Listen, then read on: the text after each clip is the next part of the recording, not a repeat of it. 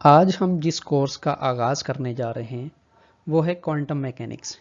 Quantum mechanics Pakistan की तमाम universities में मास्टर और बीएस लेवल में पढ़ाया जाने वाला कोर्स है। क्वांटम मैकेनिक्स का आगाज़ करने से पहले मैं आपको फेलियर ऑफ क्लासिकल फिज़िक्स बताऊंगा। क्लासिकल फिज़िक्स जो है ये समझा जाता था कि 3 चीज़ों पर मुश्तमिल है, जिसमें सबसे पहली है क्लासिकल मैकेनिक्स, फिर है थ्योरी ऑफ इलेक्ट्रोमैग्नेटिज्म और थर्मोडायनामिक्स। 19वीं और 20वीं सदी में चंद एक ऐसे फिजिकल फिनोमेना सामने आए जिनको एक्सप्लेन करने में क्लासिकल फिजिक्स फेल होगी। तो आइए आगाज़ करते हैं अपने पहले लेक्चर का, जो कि है ओरिजिन ऑफ क्वांटम मैकेनिक्स। आज का लेक्चर शुरू करने से पहले मैं आपको इसके लर्निंग ऑब्जेक्टिव्स बता दूं कि हमने इस लेक्चर में क्या क्या चीज़ें स्टडी करनी है। तो सबसे पहले हम देखेंगे what are black body radiation, फिर फोटो इलेक्ट्रिक इफेक्ट, आइंस्टाइन ने जो फोटो इलेक्ट्रिक इफेक्ट पेश किया उसकी तरफ आएंगे।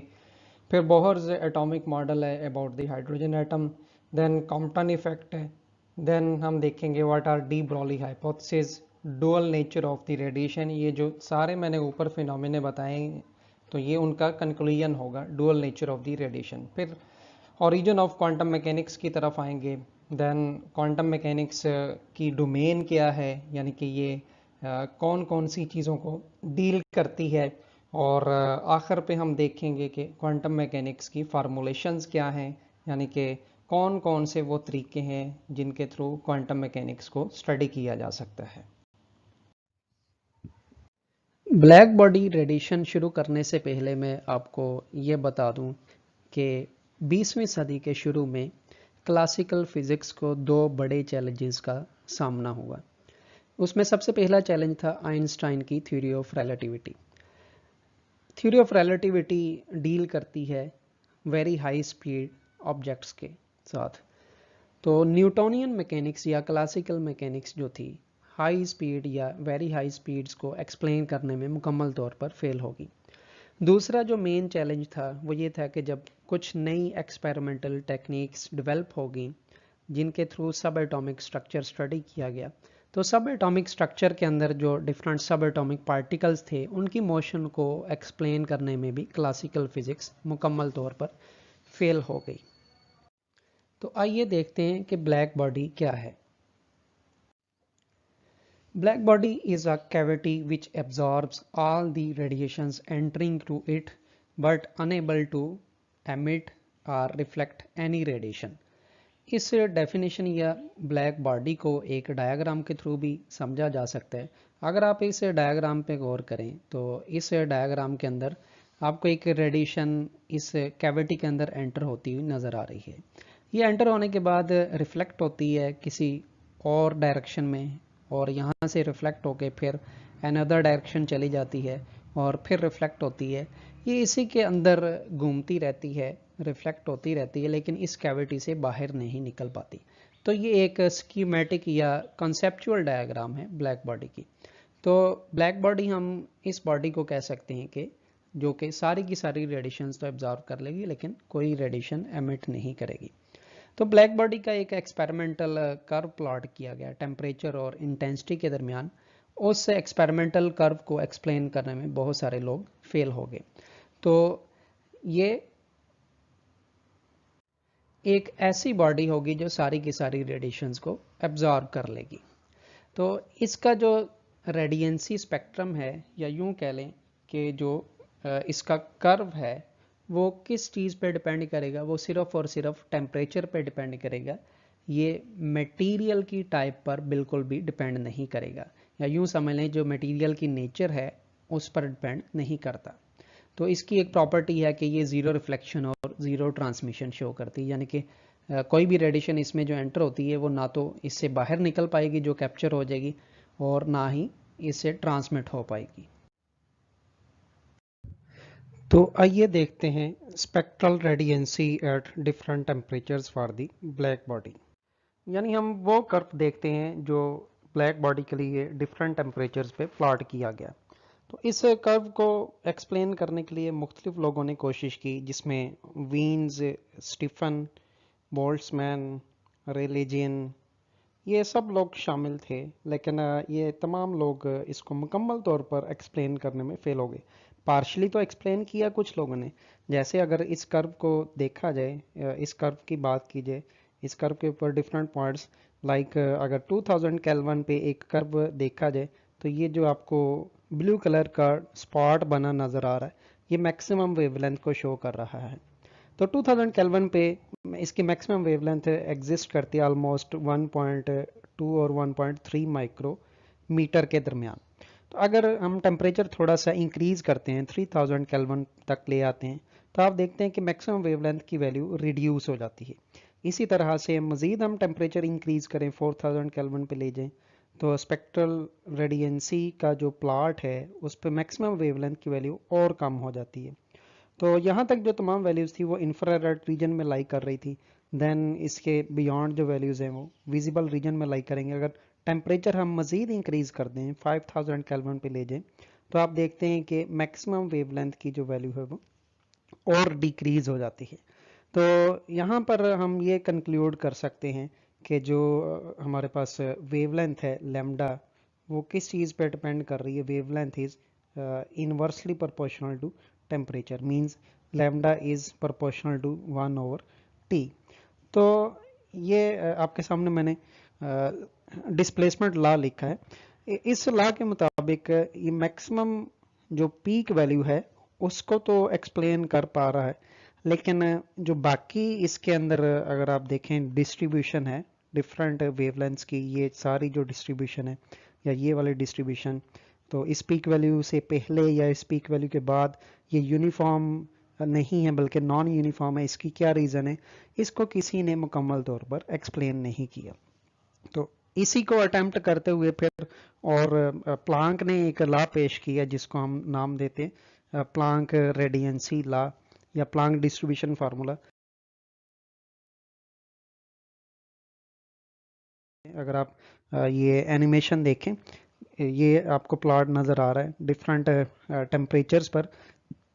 तो इसकी मैक्सिमम वैल्यू, जो मैक्सिमम वेवलेंथ की वैल्यू अगर आप देखें, जैसे जैसे टेम्परेचर इंक्रीज हो रहा है मैक्सिमम वेवलेंथ की वैल्यू जो है एक लेस वैल्यू की तरफ शिफ्ट हो रही है। तो उसके कंपैरिजन में आप इस कैविटी को भी देख सकते हैं कि डिफरेंट टेम्परेचर पे इसका कलर चेंज हो रहा है। तो डिफरेंट टेम्परेचर पे कलर चेंज होना क्या शो कर रहा है कि इसमें से रेडिएशन इमिट हो रही हैं और उसकी जो रेडियंसी है वो डिफरेंट है। तो ये देखें आप, ब्लैक कलर से शुरू हो रहा है, फिर रेड में चेंज हुआ है, देन डिफरेंट कलर्स में ये डिफरेंट टेम्परेचर पे चेंज हो रहा है। तो नेक्स्ट हम देखते हैं प्लांक्स रेडिएशन लॉ। तो पहला जो ब्रेक थ्रू था मैक्स प्लांक ने वो इंट्रोड्यूस करवाया, वो था concept of the quantum of energy. तो अपनी इस अटेम्प्ट में उसने जो एक्सपेरिमेंटल रिजल्ट्स थे ब्लैक बॉडी रेडिएशन के, उसको एक्सप्लेन करने की मुकम्मल कोशिश की। तो उसने जो पास्टुलेट पेश किया उसमें उसने discreteness quantized amounts of the energy इस्तेमाल की।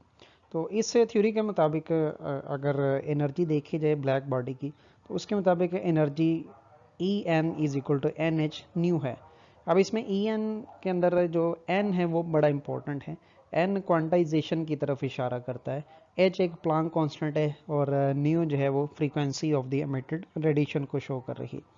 तो अगर रेडिएशन लॉ देखा जाए, ये प्लांक का रेडिएशन लॉ है जो कि क्वांटम को शो कर रहा है, जिसके अंदर ये अगर आप देखें H over exponential H nu over के टी -1, तो ये प्लांक डिस्ट्रीब्यूशन फंक्शन इसको कहा जाता है। इसके कंपैरिजन में अगर आप क्लासिकल फिजिक्स की तरफ आ जाएं जिसमें रिलीजन फार्मूला है, तो रिलीजन फार्मूले के अंदर कोई ऐसी बात नहीं की गई। ये intensity as a function of wavelength and temperature बताता है, लेकिन सिर्फ एक पर्टिकुलर टेम्परेचर पे। लेकिन उस टेम्परेचर से हट के जो कर्व के अंदर बाकी डिस्ट्रीब्यूशन है पीक वैल्यू से पहले या पीक वैल्यू के बाद, उसकी एक्सप्लेनेशन रिलीजन नहीं कर पा रहा। इसके कंपैरिजन में प्लांक ने इस डिस्ट्रीब्यूशन फंक्शन के थ्रू मुकम्मल जो है ब्लैक बॉडी रेडिएशन की रेडियंसी कर्व को एक्सप्लेन किया। तो प्लांक का ही वो आइडिया था जिसने एक एवलांच या ट्रिगर किया न्यू डिस्कवरीज की तरफ, कि लोग इसमें मज़ीद कोशिश करें इसको एक्सप्लेन करने के लिए। प्लांक रेडिएशन लॉ को जब एटम्स पर अप्लाई किया गया तो हम देखते हैं कि एटम्स के लिए भी ये बिल्कुल ठीक साबित होता है, यानी कि Planck law is also true for the spectra of atoms. तो प्लांक के अकॉर्डिंग क्या था कि जो एटम से निकलने वाली रेडिएशन या किसी भी चीज़ से, उसने बेसिकली ब्लैक बॉडी को एक्सप्लेन किया था, ब्लैक बॉडी से निकलने वाली रेडिएशन या एटम से निकलने वाली जो रेडिएशन है वो कंटिन्यूस वैल्यूज़ की बजाय उसकी वैल्यूज़ डिस्क्रीट होंगी।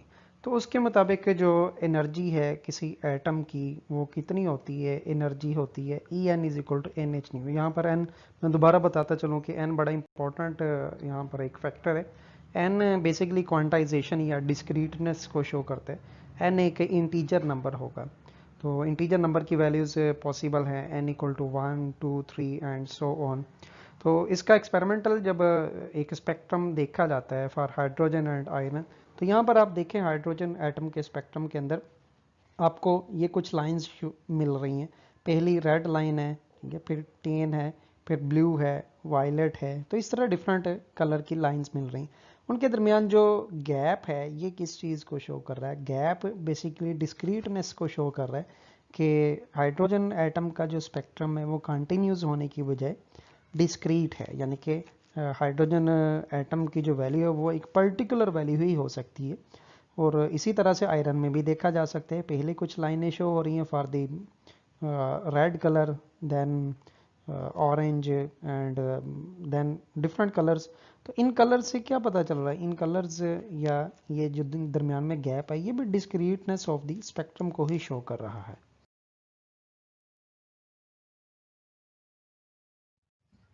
प्लांक डिस्ट्रीब्यूशन लॉ ना सिर्फ हाई फ्रीक्वेंसी रेडिएशंस को एक्सप्लेन करता है बल्कि लो फ्रीक्वेंसी रेडिएशंस को भी एक्सप्लेन करता है। अगर हम बात करें लो फ्रीक्वेंसी की तो हम देखते हैं प्लांक डिस्ट्रीब्यूशन लॉ के अंदर जो एक फैक्टर है एक्सपोनेंशियल फैक्टर, वो आप देख सकते हैं कि वो exponential factor approximately 1 plus H nu over के टी में कन्वर्ट हो जाता है। इसमें अगर आप देखें जो हाई फ्रीक्वेंसी की टर्म्स हैं, हाई ऑर्डर टर्म्स, वो हमने इग्नोर कर दिए हैं।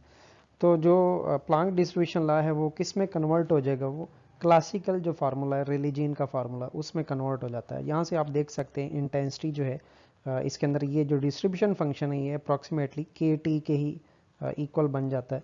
तो यहाँ से ये पता चल रहा है कि जो रिलीजन और प्लांक्स लॉ है उनके दरमियान एक रिलेशन है। तो लो फ्रीक्वेंसी पे Planck distribution law classical case की तरह ही बिहेव करता है। तो नेक्स्ट हम देखते हैं फोटो इलेक्ट्रिक इफेक्ट। 1905 में आइंस्टाइन ने प्लांक क्वांटम थ्योरी को एक और ब्रिज प्रोवाइड करने के लिए फिनोमिना पेश किया जिसको नाम दिया जाता है फोटो इलेक्ट्रिक इफेक्ट। तो आइए देखते हैं फोटो इलेक्ट्रिक इफेक्ट है क्या। This is the emission of electrons from the metal surface by the incident light in the form of photons. तो इसमें आइंस्टाइन ने एक्सप्लेन क्या किया? आइंस्टाइन ने ये एक्सप्लेन किया कि जो एमिट होती है इलेक्ट्रॉन्स और जो इंसिडेंट है लाइट, वो कंटिन्यूस फॉर्म की बजाय वो डिस्क्रीट फॉर्म में उस पर इंसिडेंट होती है। तो यहाँ पर आप इस डायग्राम के अंदर देख सकते हैं कि ये एक मेटल सरफेस है जिसके अंदर इलेक्ट्रॉन्स हैं, ये फोटॉन्स हैं जो कि इस मेटल सरफेस पर इंसिडेंट हैं और इसके थ्रू यहाँ से इलेक्ट्रॉन्स एमिट हो रहे हैं। तो यहाँ पर आइंस्टाइन ने क्या एक्सप्लेन किया? आइंस्टाइन ने प्लांक्स अप्रोच को ही यूज़ किया। उसने ये कहा कि light itself is made of discrete bits of energy. तो ये जो बिट्स ऑफ एनर्जी है इसको उसने टाइनी पार्टिकल्स यानी कि फोटॉन्स का नाम दिया।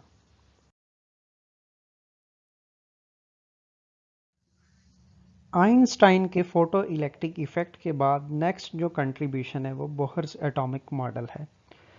1911 में रदरफोर्ड ने न्यूक्लियस डिस्कवर किया। तो 1913 में नील्स बोहर ने 3 डिफरेंट कॉन्सेप्ट्स को कंबाइन करके एक एटॉमिक मॉडल पेश किया। उसमें पहला जो कॉन्सेप्ट था वो रदरफोर्ड एटॉमिक मॉडल था, दूसरा प्लांक्स क्वांटम कॉन्सेप्ट था और तीसरा आइंस्टाइन फोटॉन कॉन्सेप्ट था। इन तीनों कॉन्सेप्ट्स को कंबाइन करके बोहर ने एक एटॉमिक मॉडल पेश किया जिसमें उसने क्वांटाइजेशन ऑफ द एनर्जी की बात की। अब क्वांटाइजेशन ऑफ एनर्जी क्या है? अकॉर्डिंग टू बोहर, जब इलेक्ट्रॉन एमिट होगा या एब्जॉर्ब होगा इन एन एटम, वो सिर्फ और सिर्फ क्या करेगा? इट विल ओनली एमिट और absorb discrete amount of energy. तो ये उसका ट्रांजिशन का फिनोमिना था। अब ये डिस्क्रीट एनर्जी किसके इक्वल होगी? ये discrete energy delta E is equal to H nu है। अब delta E is equal to H nu क्या शो कर रहा है? ये दो एनर्जी लेवल्स के दरमियान जो है फोटान एमिट या एब्जॉर्प्शन की एनर्जी को शो कर रहा है। तो इसको एक डायग्राम के थ्रू भी समझा जा सकता है। अगर एक एटम की बात की जाए, ये एटम का न्यूक्लियस है और ये एटम का पहला शेल है n इक्वल टू 1, और ये फिर इसी तरह से दूसरा शेल है और ये तीसरा शेल है। तो तीसरे शेल से दूसरे शेल के अंदर जब एक इलेक्ट्रॉन आता है डी एक्साइट होके, तो उस दौरान वो एक फोटान एमिट करेगा, और उस फोटान की एनर्जी कितनी होगी? उस फोटान की एनर्जी होगी delta E is equal to H nu, जो कि एक discrete packet of the energy है। तो बोहर एटॉमिक मॉडल के मुताबिक जो इलेक्ट्रॉन्स हैं ये पार्टिकल नेचर रखते हैं, लेकिन इनकी वेव नेचर भी एक्सप्लेन की जा सकती है by using D Broglie hypothesis, जो कि हम आगे एक्सप्लेन करते हैं। डी ब्रॉली हाइपोथेसिस के मुताबिक इसकी वेव लेंथ किसकी इक्वल आएगी? वो इस फार्मूले में देखी जा सकती है 2πr/n। 2πr इस शेल का रेडियस है, n जो है शेल नंबर है। तो डी ब्रॉली हाइपोथेसिस के मुताबिक ये h/m वी एन यहाँ पर इस रिवॉल्विंग इलेक्ट्रॉन की वेलोसिटी है। तो इसी शेल को एक वेव मॉडल में भी हम देख सकते हैं। ये अगर आप इस डायग्राम में देखें तो ये न्यूक्लियस है और ये शेल है। इस शेल के जो है अगर आप देखें ऊपर एक वेव शो की गई है, जो कि wave behaviour of the electron को शो कर रहा है।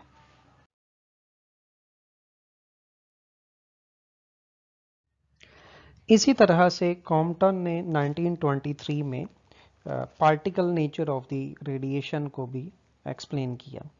तो अकॉर्डिंग टू कॉम्पटन क्या है कि जब एक्सरेज इंसिडेंट होती हैं स्टेशनरी इलेक्ट्रॉन पे, तो उस इलेक्ट्रॉन को वो स्कैटर कर देती हैं और अपना कुछ मोमेंटम उस इलेक्ट्रॉन को ट्रांसफ़र कर देती हैं।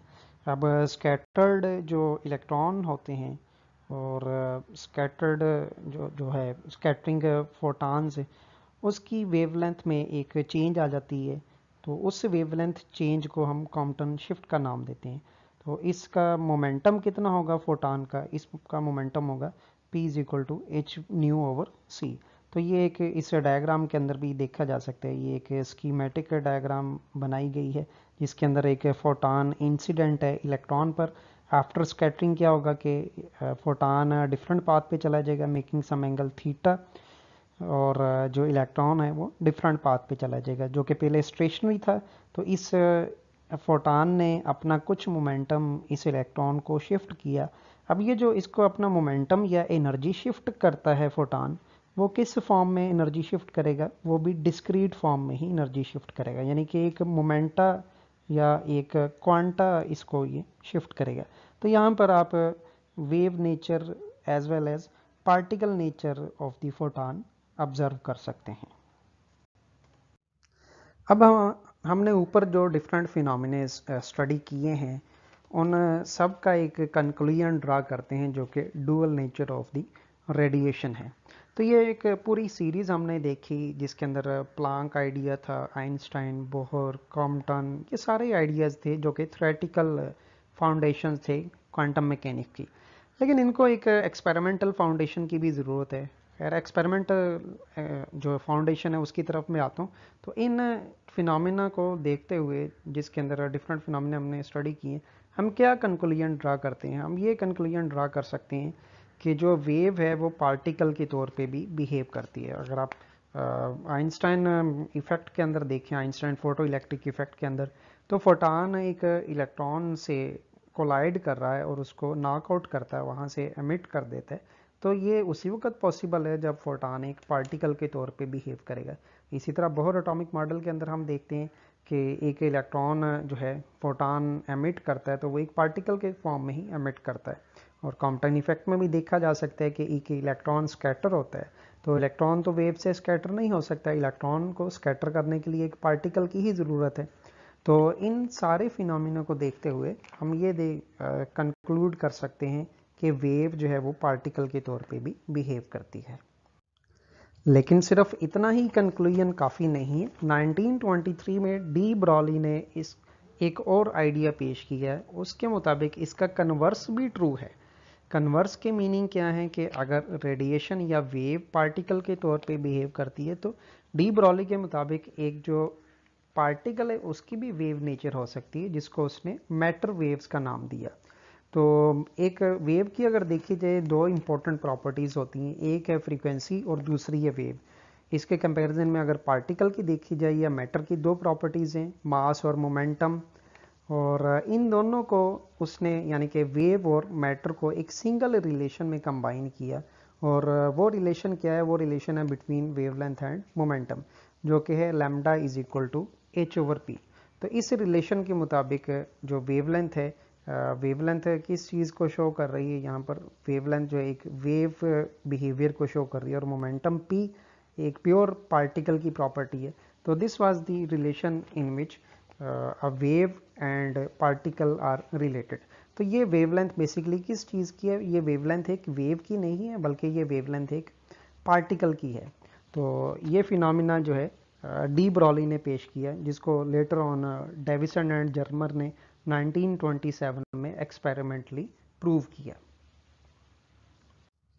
तो आज के लेक्चर का जो पिन पॉइंट है, जो एक्चुअल हमारा जो पॉइंट है, वो था origin of the quantum mechanics. अब ये जो हमने आज डिस्कस किया सारा कुछ, इन सब चीज़ों को देखते हुए एक कंक्लूजन ड्रा कर सकते हैं। वो कंक्लूजन क्या है? ये पूरी 25 ईयर्स की जो है कोशिश थी, जिसके अंदर डिफरेंट साइंटिस्ट ने कंट्रीब्यूट किया। तो ये सारी जो है आइडियाज़, सारे कॉन्सेप्ट्स को लेते हुए 1925 में हाइजेनबर्ग और श्रोडिंगर ने जो डिफरेंट एक्सपेरिमेंटल या जो डिफरेंट थ्योरेटिकल फाइंडिंग्स थी, उनको एक सिंगल थ्योरी में यूनिफाई किया। और वो यूनिफाइड थ्योरी क्या थी? ये यूनिफाइड थ्योरी थी क्वांटम मैकेनिक्स। तो बोहर और प्लांक का जो आइडिया है, क्वांटा का जो आइडिया है, उसको अब नाम दिया जाता है ओल्ड क्वांटम थ्योरी। उसके बाद श्रोडिंगर और हाइजेनबर्ग का जो आइडिया था, उसको क्वांटम मैकेनिक्स का नाम दिया जाता है।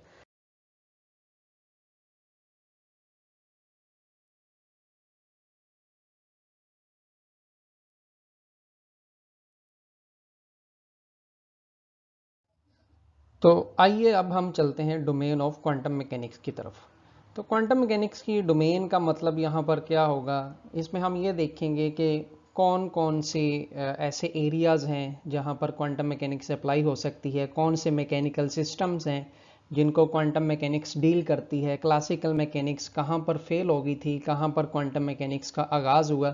तो ये एक डायग्राम के थ्रू इजीली अंडरस्टैंड किया जा सकता है। हम यहाँ से आगाज़ करते हैं। अगर आप वर्टिकली देखें तो यहाँ पर size of the different objects बताया गया है। अगर हॉरिजॉन्टली देखा जाए तो यहाँ पर स्पीड बताई गई है। तो वर्टिकल अगर आप देखेंगे, कोई भी ऐसा ऑब्जेक्ट है जिसका साइज लार्जर देन 10⁻⁹ मीटर है, लाइक एनी सैटेलाइट है, अर्थ, या कोई भी ऐसा ऑब्जेक्ट है जिसका साइज 10⁻⁹ मीटर से ज़्यादा होगा, तो उसको इस रेंज के अंदर हम स्टडी कर सकते हैं। मींस कि उसको क्लासिकल मैकेनिक्स में या रिलेटिविस्टिक मैकेनिक्स में स्टडी किया जा सकता है। तो कोई भी ऐसा ऑब्जेक्ट जिसका size near or less than 10⁻⁹ metre होगा, जैसे कि एटम बजाते खुद है या सब एटॉमिक पार्टिकल्स हैं, तो उनको इन ब्रांचेस में स्टडी किया जा सकता है। मींस क्वांटम मैकेनिक्स में स्टडी किया जा सकता है, क्वांटम फील्ड थ्योरी में स्टडी किया जा सकता है। अब दूसरी तरफ अगर आए,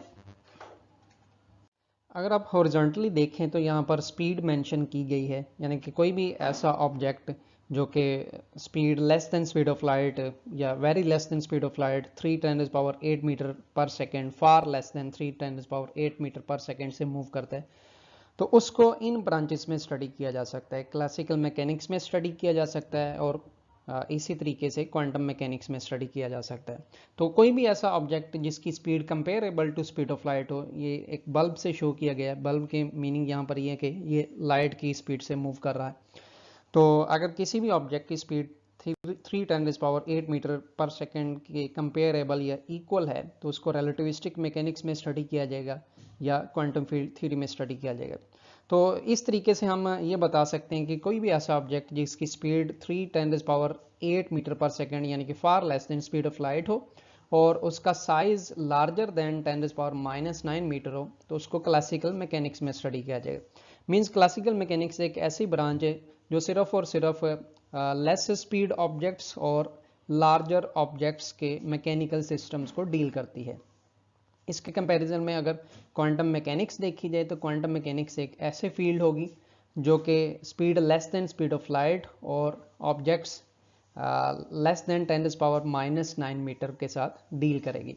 तो बेसिकली क्वांटम मैकेनिक्स आप यूं कह सकते हैं कि ये एटॉमिक स्ट्रक्चर में जो डिफरेंट पार्टिकल्स मूव करते हैं, जो डिफरेंट मैकेनिकल सिस्टम्स हैं, तो उनकी मोशन को स्टडी करने के लिए फील्ड होगी क्वांटम मैकेनिक्स। तो ये क्वांटम मैकेनिक्स की डोमेन है जिसके अंदर हम एटॉमिक स्ट्रक्चर को स्टडी कर सकते हैं। इसके कंपैरिजन में अगर क्लासिकल मैकेनिक्स देखी जाए तो क्लासिकल मैकेनिक्स एटॉमिक लेवल पे जो मैकेनिकल सिस्टम्स हैं उनकी मोशन को डिस्क्राइब करने में मुकम्मल तौर पर फेल हो गई थी।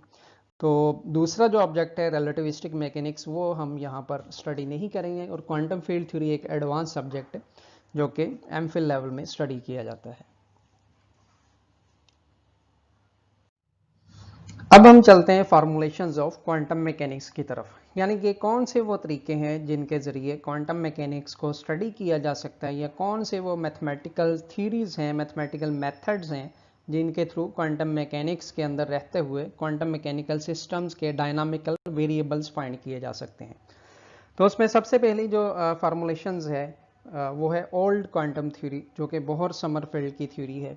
और फिर इसी तरह से मैट्रिक्स मैकेनिक्स है जो कि हाइजेनबर्ग ने ये शुरू की थी और बाद में इसको बॉर्न और जॉर्डन ने मॉडिफाई किया। तो ये आमतौर पे क्वांटम मैकेनिक्स में इस्तेमाल होने वाली फार्मूलेशन है। देन नेक्स्ट वेव मैकेनिक्स है जो कि श्रोडिंगर वेव इक्वेशन हम पढ़ते हैं। श्रोडिंगर वेव इक्वेशन के थ्रू सारे मैकेनिकल सिस्टम्स को स्टडी करते हैं। तो ये दो जो फार्मूलेशंस हैं, मैट्रिक्स मैकेनिक्स और वेव मैकेनिक्स, ये वेरी इंपॉर्टेंट फार्मूलेशंस हैं और थ्रू आउट कोर्स जो क्वांटम मैकेनिक्स का हमारा कोर्स होगा उसमें हम इन्हीं दो फार्मूलेशंस को ही स्टडी करेंगे। फिर इनको कंबाइन किया था एक डिफरेंट फार्मूलेशंस में, पॉइजन ब्रैकेट ट्रांसफॉर्मेशन थ्योरी, जो कि डिराक ने किया था, जो हम नेक्स्ट स्टडी करेंगे डिराक नोटेशन में। फिर इसी तरह से एक और फार्मूलेशन है वो है क्रिएशन डिस्ट्रक्शन ऑपरेशंस या ऑपरेटर। इसी तरह से फिर एक डेंसिटी मैट्रिक्स फार्मूलेशन है और वेरिएशनल हैमिल्टन्स प्रिंसिपल फार्मूलेशन है, फेज स्पेस डिस्ट्रीब्यूशन है, पाथ इंटेग्रल अप्रोच है जो मुख्तलिफ लोग इसको इस्तेमाल करते हैं क्वांटम मैकेनिक्स को स्टडी करने के लिए। और इसी तरह से डी ब्रॉली की पायलट वेव फार्मूलेशन है और हैमिल्टन जैकॉबी एक्शन एंगल, ये फार्मूलेशंस हैं। तो ये डिफरेंट फार्मूलेशंस हैं क्वांटम मैकेनिक्स की जिसको मुख्तलिफ अदवार में मुख्तलिफ लोगों ने फार्मूलेट किया क्वांटम मैकेनिक्स को स्टडी करने के लिए। लेकिन हमारा जो पॉइंट ऑफ फोकस होगा थ्रू आउट कोर्स वो दो ही फार्मूलेशंस होंगी, जिसमें एक होगी मैट्रिक्स मैकेनिक्स और दूसरी होगी वेव मैकेनिक्स। तो आइए अब चलते हैं पहली फार्मूलेशन की तरफ जो कि होगी मैट्रिक्स मैकेनिक्स। मैट्रिक्स मैकेनिक्स जो है सबसे पहली फार्मूलेशन थी जो क्वांटम मैकेनिक्स को स्टडी करने के लिए बनाई गई।